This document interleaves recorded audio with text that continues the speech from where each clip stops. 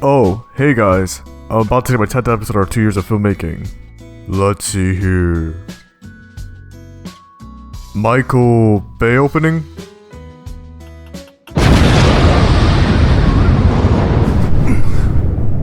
What? What just...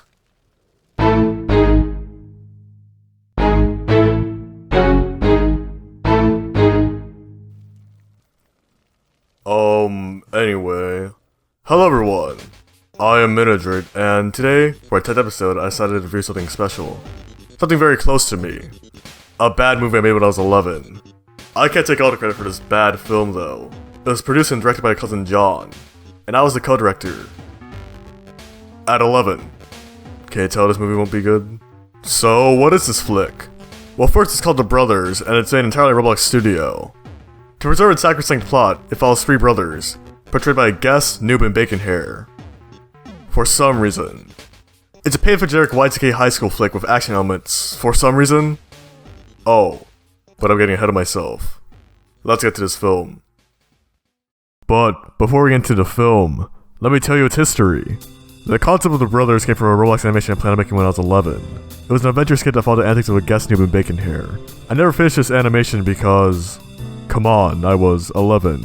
My attention span wasn't that long. So that animation was scrapped in favor of whatever I planned to do with myself when I was 11. I don't remember. Fast forward to some indeterminate time later, my cousin John begins writing a film following a Guess, Noob, and Bacon Hair. No, I'm not gonna say I stole my idea. He did! But I just found it funny that right after I gave up on my skit following these characters, he drafts a story based on their escapades. So, we began writing and... how do I explain how these sessions went? So, imagine sitting down with someone and trying to write a story where every single idea becomes a plot element. Now imagine I worked with Michael Bay in a kindergartner. The story's progression was subpar at best and cliche at worst, but we were kids, so we felt like literary geniuses writing next to The Last Guest. After releasing a trailer for the film on December 15th of 2018, we began production. So, that's enough history. Let's look at the movie. Oh great! Damage control and a poorly rendered intro that drags on for too long. Exciting. I should say that the base footage in this 4K re-render has been poorly cropped or stretched to fit this odd and generic aspect ratio. So, in his attempts to make the movie look cinematic, he ended up making the film look worse to fit into a cliche. The majority of dialogue in the film is really awkwardly paced. There are breaks in conversation that are uncanny and unnatural. Oh, calm down, guest. It's gonna be fun.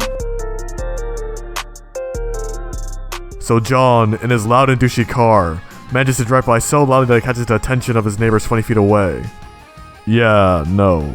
That's not a plot device. It's noise pollution. This is such a bad way of introducing a character. It has no build-up and all you get to know about him is that he's new and has a stupidly detailed car. Haven't you all heard of Chekhov's gun?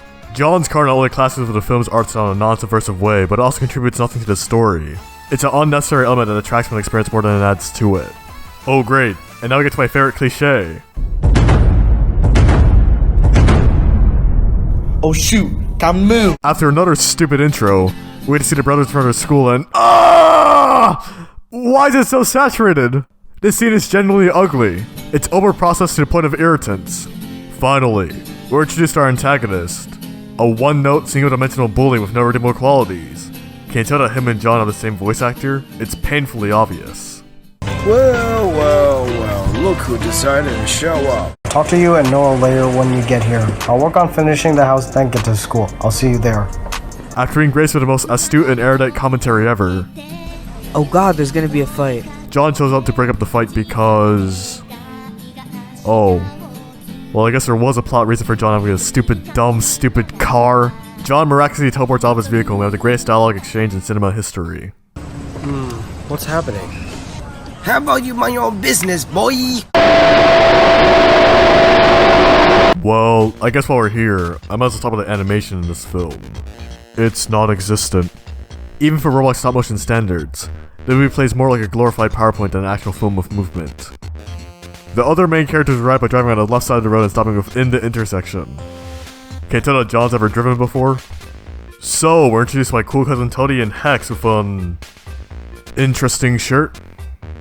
Look, I was 11. I didn't know what the stuff my shirt represented, okay? Cut me some slack.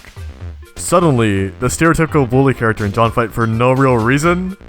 Sure, his friend was mean to you and they're bullying people, but you can't tell me your first instinct is to engage in fisticuffs galore with your opponent, right? It's not even clear that John knows that Mick is bullying the brothers. John just gets into a fight with him for no good reason. So, John and Hex manage to break the sacrosanct laws of physics just to beat up Mick. My god, Newton would be rolling in his grave if he saw this. Well, we're only a quarter of the way through the film and I've already had this much to say about it. I hope the second part is marginally better because this is fun. So the second part of this film follows Mick's girlfriend Alice, who for some reason is standing in the hallways while others are in class. Great consistency there, guys. What then follows is the most illogical and awkward conversation I've ever heard. Alice's friends convince her to break up with Mick because she's been eyeing up the new kid and some stupid logic is employed to manipulate her into following through. The most egregious line is this one. Oh, so you like him more than us? There's no setup for this line and it ends up feeling forced rather than naturally integrated. Alice's friend also mentions that Mick's dad's like one of those scumbag bacon soldiers because John really wanted to ride the last guest's coattails. Man, this conversation would be great if the music wasn't so loud. So, Mick is conveniently waiting for guests to enter the bathroom so he can enact his revenge for the morning scuffle, and Alice just happens to be trespassing in the boys' restroom because... plot. It's a stupid plot device added just to forward the story rather than make sense. It's idiotic. Why does Alice have to be the one that sees Mick beat up guest? Why can't it be, say, Bacon or Noob?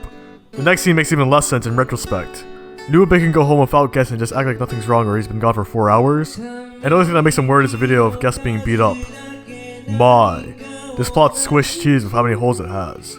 So Bacon, being the caring brother that he is, checks up on guests before the gang arrives and... What?! Are you kidding me right now? John, in his infinite wisdom, breaks the bathroom door down instead of opening like a refined gentleman. Bacon is literally sitting inside the bathroom with guests. Why does John have to punch the door open? This scene is beyond stupid. On to part 3, where we just forget that John committed criminal mischief because continuity is a joke. Hex, carrying a bat in school because plot, beats up Mick and gives an eerie one-liner because lore. Mick's friend uses the greatest rhetoric ever to convince Mick not to kill John. That being none at all.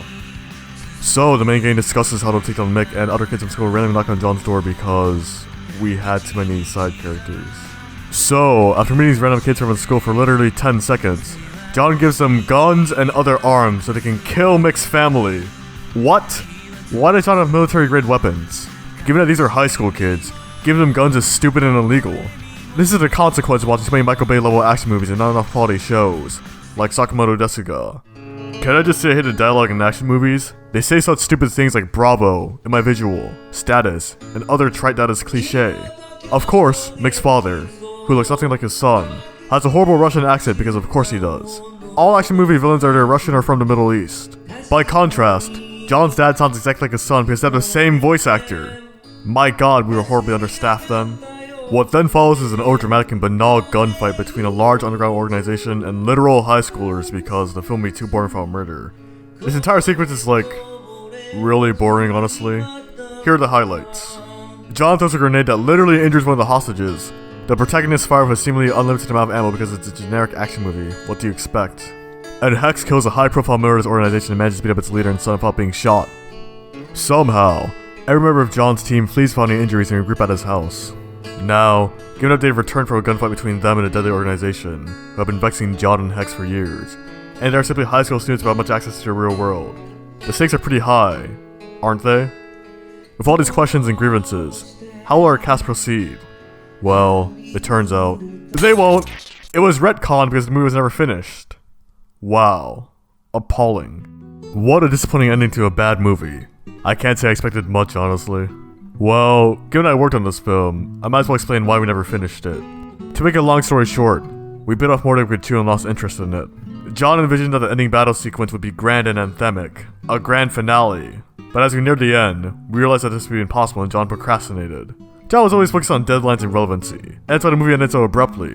In the end, one made half the movie, and the fourth chapter would have been longer than all the parts combined. Such, while disappointing, this ending really shows how the creation of the project burnt us out to the point of cancellation, stuck in a cycle of procrastination and desire to meet deadlines. And honestly, I'm happy that it's over. While it was an important part of my life, it should have ended, and I'm happy to have good memories with the project. Damn it! But hey, I can call this a proper The Brothers Retrospective while covering the brothers' backstory. Oh god, how do I explain the series? So, because our storytelling was horrible during The Brothers and we had some downtime between episodes 1 and 2, John and I decided to make some backstory episodes in the roleplay game Clear Skies Over Milwaukee. For some reason. Want to know something fun? Over the 31 minutes that these backstories run for, only 2 minutes of its runtime had to provide any context to the characters we meet in the film. Why? These are a waste of time that I'm ashamed of making. They serve no purpose other than to keep the hype train running and include the brothers in its title. All of the ad-lib lines and interactions within the backstories were meaningless and inconsequential. God.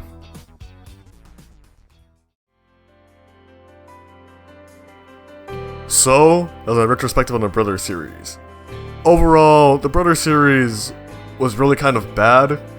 While it's a noble part of my life, it's my first experiences with video editing and video production. Our visions for the project were too ambitious, and this led to its downfall.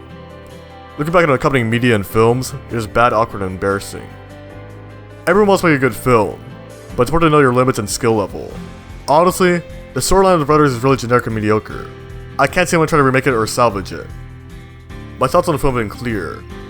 The Brothers gets a 1 out of 10 from me. Goodbye, all. Oh, hey, Michael!